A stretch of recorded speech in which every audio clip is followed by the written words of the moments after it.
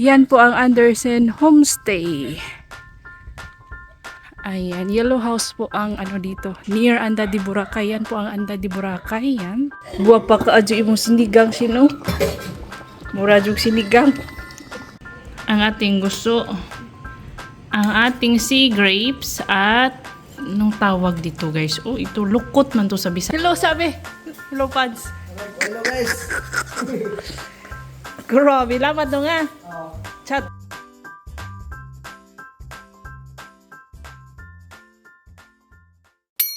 Hello mga kabisdak! Welcome back sa ating channel. As I promised to you na mag house tour po tayo sa bahay nila Aunt Lulit and Uncle Eric. Nasa Airbnb po ito siya, Andersen Homestay, kung gusto niyo po bakasyon dito sa amin sa Anda, Bohol. Yun po ang highway guys. Yan, may public market dyan. Highway po yan. Papasok po siya. Nasa looban po ito. Papuntang beach kasi ito guys. Papuntang beach. From there, yan, may mga kasagingan. Ito yung makikita nyo. Yan na yun. Ito na yun siya. Yan po ang bahay ng caretaker. Sila si Kuya Saddam and Ate Shin. Sila si Kuya Saddam and Shin. Ang caretaker sila Arthur and Tina. Dyan po ang bahay nila. Ito na yun. Yan. And then doon guys is beach na po yan. Malapit lang talaga sila sa beach. May gate dyan para kina Kuya Saddam and Shin. Ayan. Makikita nyo ito, Anda Global Beach Resort to. Papasok yan ganyan. Ayan. Yan po ay beach na yan dyan oh. Yan po ang Andersen Homestay. Ayan, yellow house po ang ano dito, near Anda de Boracay. Yan po ang Anda de Boracay. Yan. Anda de Boracay Beach Resort, and next to it is ang Anda Global Beach Resort 2. Ito may room for rent. Yan po si Mads Island. Diyan kami kumain ng dinner nung fiesta. Ayan po siya. Yan po ang property. Kung gusto nyo pong mag-rent, meron na din po silang. Kung kailangan nyo po ng sasakyan ay no worry kasi pwede kayong mag-rent sa car ni Uncle Eric, at kung kailangan nyo ng driver, pwede din maka-assist sa inyo si Kuya Saddam. Pwede po siyang mag-drive sa inyo guys. And then dito sa front, meron tayong CCTV na gumagana po yan, so makikita nyo kung sino ang pumapasok sa bahay. And then i-feature ko lang itong ginawa ni Kuya Saddam. Siya po ang naggawa ng gate na yan dahil may adopted na aso si Uncle Eric, si Lucky, na hindi pwedeng pumunta doon sa front dahil hinuhukay po niya yung lupa sa pot ng ating mga flowers. So dito sa likod may malunggay dyan, pwede kayong magkuha ng malunggay, may mga lemongrass, may oregano. And then dito sa kilid naman is dito sa front, yan ang sinasabi ko sa inyo na hinuhukay ni Lucky guys. So ito yung kanyang ebidensya. Siya pong gumawa, siya pong may gawa dyan oh. O diba, na nga happy yung mga flowers natin, mga green natin. Dito may lemongrass mga kabista, pwede kayong manguha kung kayo ay magsasabaw.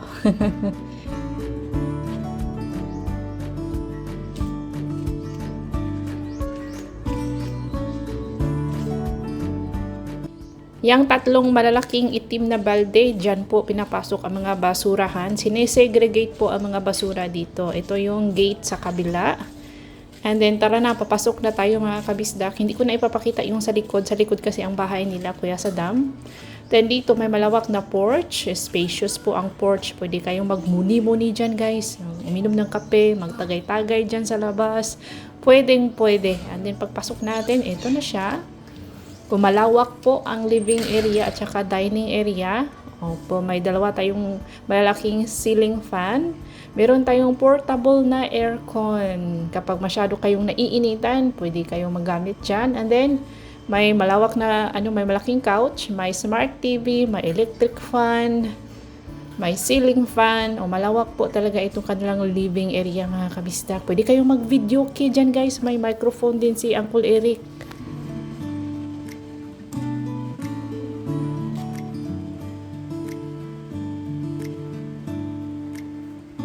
At meron po silang oven.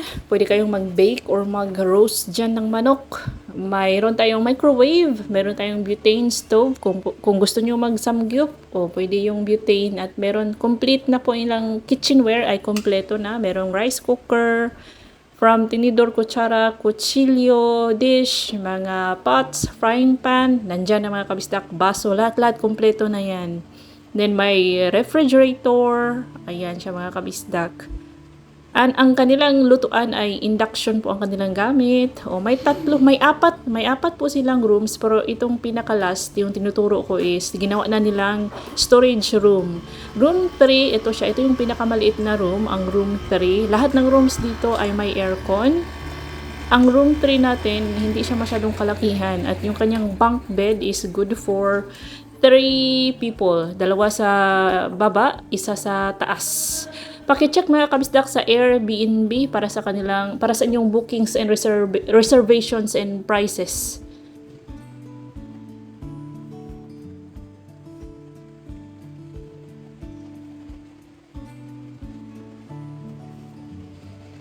Nasa labas po ng room 2 and 3 ang common na toilet and bath mga kabistak. Meron silang hot shower. So no worries kung ayaw nyong maligo sa morning ng malamig. So, merong hot shower.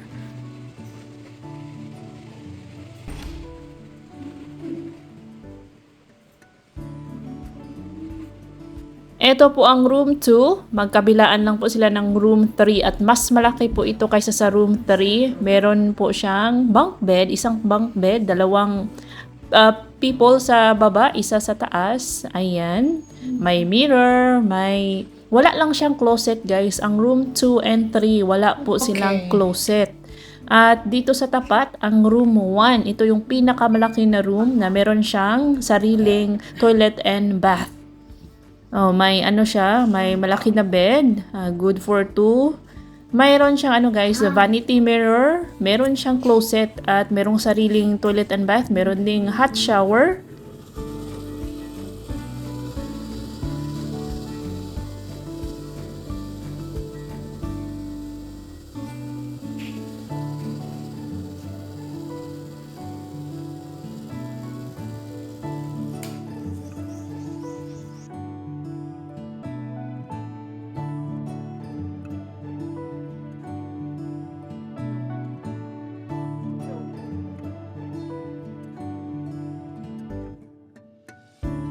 Dito sa room 1 po kami natutulog ni Little Insoy. Nilinisan lang talaga namin ito today kasi may nag-inspection.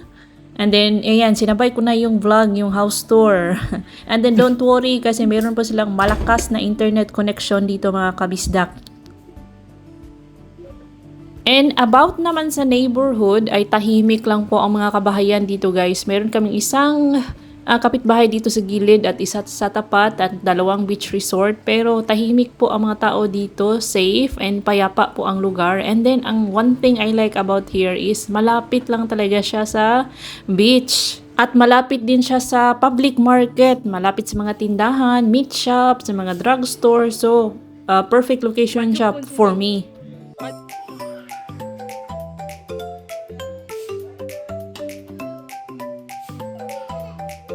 For lunch mga kabisdak ay meron po tayong fresh sea grapes and green algae or lukot at lato. And then nagluto din si Shane ng masarap na sinigang na gabi, sinigang na baboy with gabi.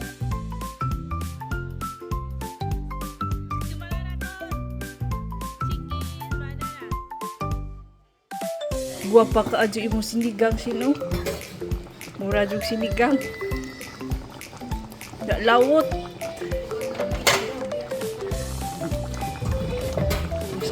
Wow! Oh.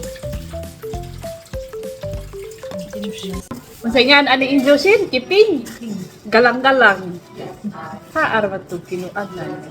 Tulo na ni Sud. Kiping. Galang-galang. Wow.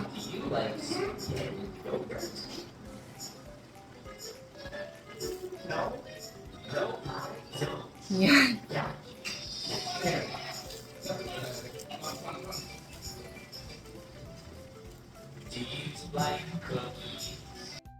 Paki-comment sa mga kumakain ng galang-galang. Ano ang pangalan sa inyo guys? Ito po ay grated na cassava. Tapos sun-dried grated cassava. Tapos nung na-dry na yung cassava is deep fried sa oil. And then yung kanyang latik po ang toppings, yung maitim na sauce ay latik or coconut caramel. Masarap po ang galang-galang. Ito po yung snacks namin nung mga bata pa kami elementary. And then meron po tayo ditong palaw or paw or yung giant swamp na taro. Giant swamp taro. Yung inuupitan guys ng art ng mga face. Yan po yung malaking green na dahon. Taro. Giant swamp taro guys. Yung kanyang is corn po ang kanyang root crop. Yung kanyang bunga is corn. Yung kanyang ugat or galyang po sa ibang place is galyang, sa amin is paw, or sa ibang lugar is palaw. Oh, masarap po yan. Ano lang yan, binoil lang yan mga kabisdak, dinungag nga paw, ay masarap po yan, nakakamiss, na-miss ko po ang ganitong mga pagkain. Oh, ganito siya ang itsura guys. Oh, yan, tapos yung root, yan yung kinakain ko. Bawal na yan ninyo. Kaya dako di ka na bitang hinuana ng art bitaw kada ilang ukit-ukitan nga dahon nga dako kadyo. Na Facebook kita nila Jesus mga dahon dako kadyo nga dahon dire. Mao ni download. Masarap po itong isawsaw sa bagoong na may maraming kalamansi at suka mga kabisdak. Or kung gusto mo ng manamis-tamis, pwede din siya sa coconut caramel or yung latik. Next up ay itong ating bibingka, malagkit sticky rice bibingka mga kabisdak. Ay yan po ang mga paborito ko, na miss ko ng mga Pinoy food mga kabisdak. Hindi ito puto, bibingka po siya.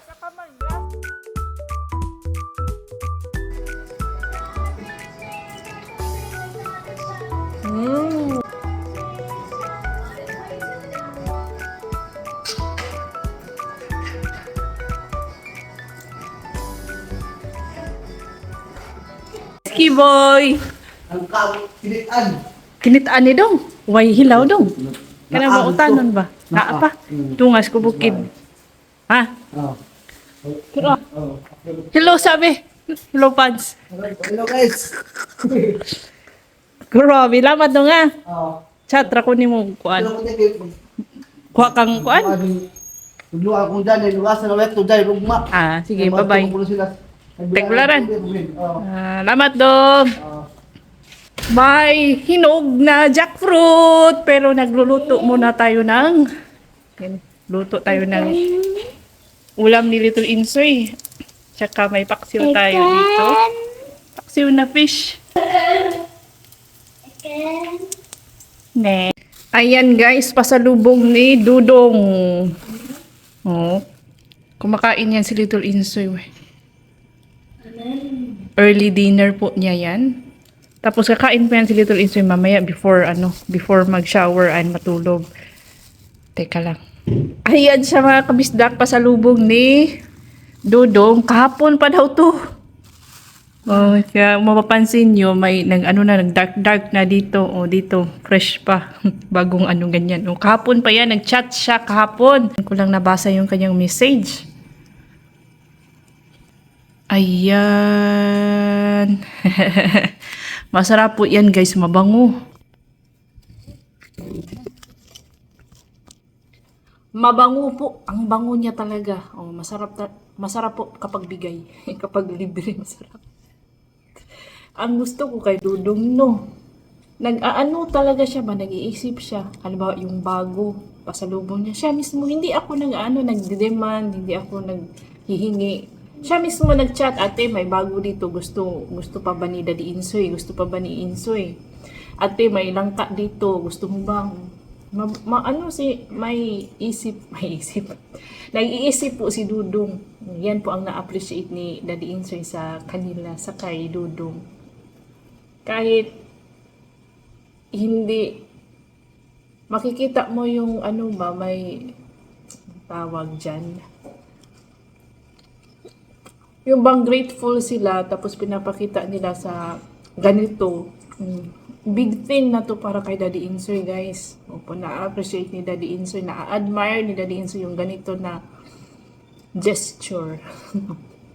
Salamat, Dongski! Kung nandito pala si Daddy Insoy, ay, matutuwa talaga yon. Sarap. At alam niyo, itong buto ng, para siyang chestnut, itong buto ng jackfruit. Pero mas masarap lang ng konti yung chestnut kaysa sa jackfruit. Kapag nilaga mo ito or inihaw mo ang buto ng jackfruit, masarap siya, guys.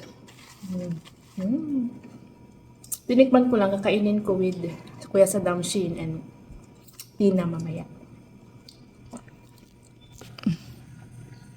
Oh, diba? Magana talaga siyang kumain, oh.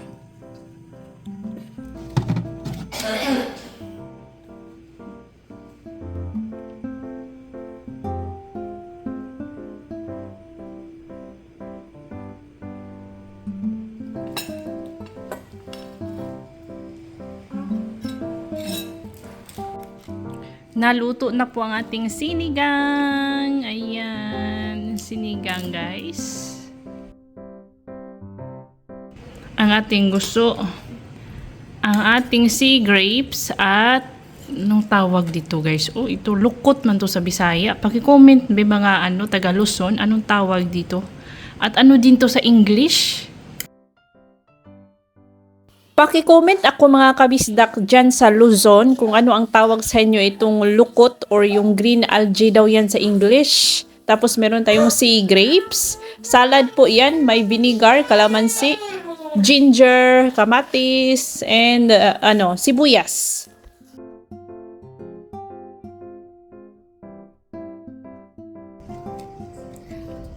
Kain mga kabisdak ang ating gusto.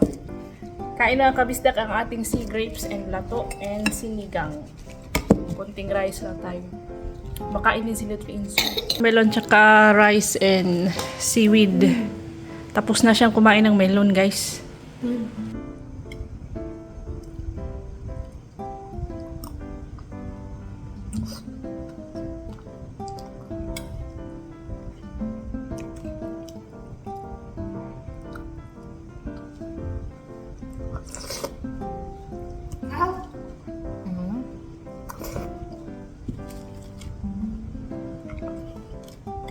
Muntik na akong mabilaukan dyan, guys. Gusto ko kasi sa sinigang na maraming kangkong. Yung kangkong po ang aking paborito.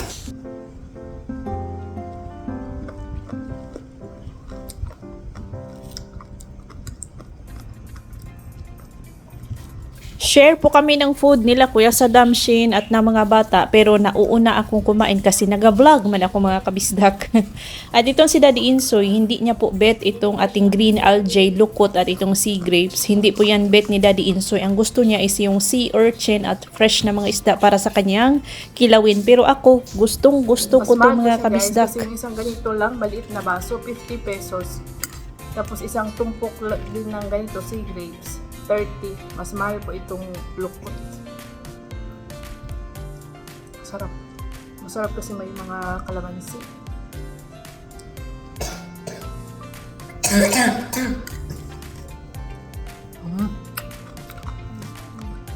Busog ako kanina sa puto.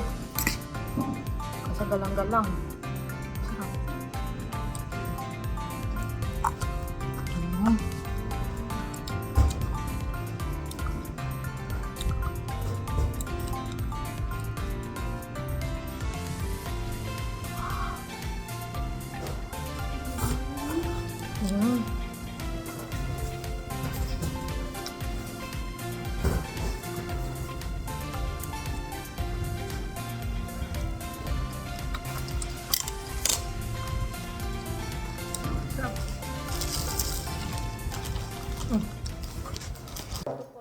Kukunin ko po itong mga langka, hinog na langka na bigay sa atin ni Dudong. Ilalagay ko po sa container, tas ipapasok sa fridge. Dahil gagawa tayo ng binignit, magluluto po tayo ng binignit. Masarap po ang binignit, guys, kapag mayroong hinog na langka. Mas mabango at mas matamis po ang ating binignit. Ayan.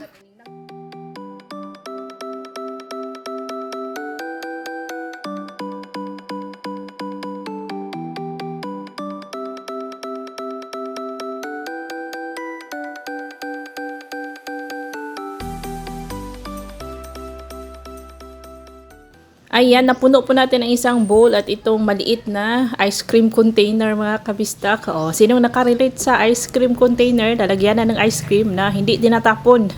Ginagawang baunan o ginagawang food storage guys. So ito, ilalagay natin sa ref. Anyan. Syempre, titikman natin mga kabistak. Ang sarap-sarap. Masarap talaga kapag bigay. And that's all for today's video. Thank you so much for watching. See you on our next vlog. Ingat lahat!